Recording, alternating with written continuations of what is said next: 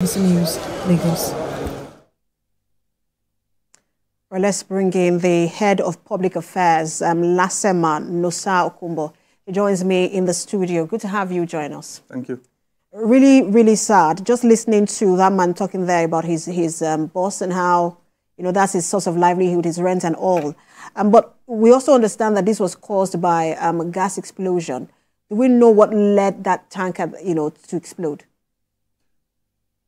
Investigations have revealed that the gas tanker, the 8-ton gas tanker, was actually dispensing gas at one point. And like we've always said and we've preached over time, that everybody should be safety conscious because emergency is everybody's business. And it should not be restricted to government alone. We are all in it together. If we take proper care, we follow the standard procedure, we put in place the necessary equipment to serve as the first point before the responders come in. And at that point, when the incident occurred about 10:45, 10:50 a.m. this morning, I'm sure that they did the bit they could, but we have much more than that to do, because naturally they should have been able to do more until the responders come in. And at that point in time, when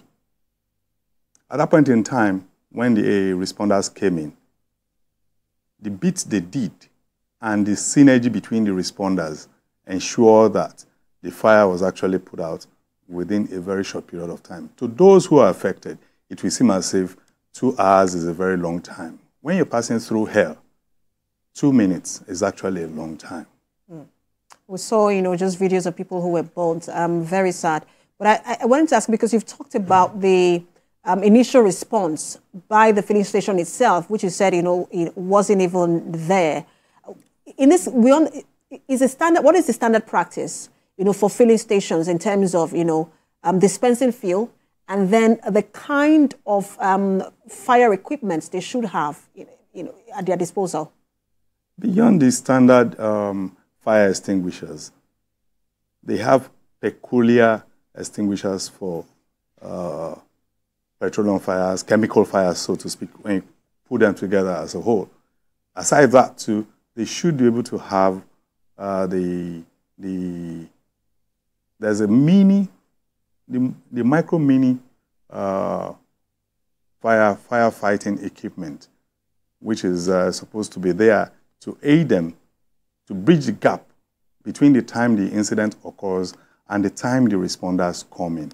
However, the much they have done may appear insignificant right now, but that is the best they could do as at that point. If you've been in the process, you've experienced the process of emergency, you understand that every second counts. And every minute of not getting the appropriate result keeps increasing the chances of the emergency becoming a disaster. That's what most of us don't seem to understand, that there's a major difference between the emergency response and disaster management. All right, so let's talk about that level of compliance with what you just said in Lagos State when you look at the filling stations, that level of compliance and what the Lagos State government will be doing from now to ensure that something like this doesn't occur. For something like this not to reoccur, it means we're going to go the whole hog. We've been doing so much in the past. We have so many people in the emergency response category. You have the fire service, you have the coordinating agency, which is LASEMA.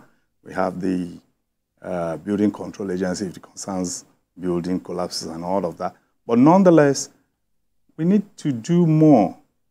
All of us, not just the government. That's one of the problems we face, because most people tend to think that it's government's responsibility alone. That's why I said at inception that emergency management is everybody's business. I wasn't even talking about, sorry to interrupt you, I wasn't even talking about emergency management. I was talking about ensuring that there is a level of compliance by these filling stations to have this equipment, especially because Lagos is very populated. Lagos is the most populated. We don't need to overflog that. That's a cliche. It may be the smallest in landmass, but it is the most populated. But aside that, it goes beyond enforcement. That's why I was getting to that. Attitudinal change is what we need. When government says, put in place fire extinguishers, particular ones for your kind of business. Have fire hydrants. You need not wait until an enforcement arm comes to force you to comply. At this stage in the 21st century, we should be able to do the needful. When government is playing its part, citizens too should play their parts. It's a two-way thing. And Joe, quickly, just before I let you go, you're done with rescue and recovery operations there? Yes. Okay. All right. Thank you so much for your time. Head of Public Affairs, LASEMA, Nosa Kombo.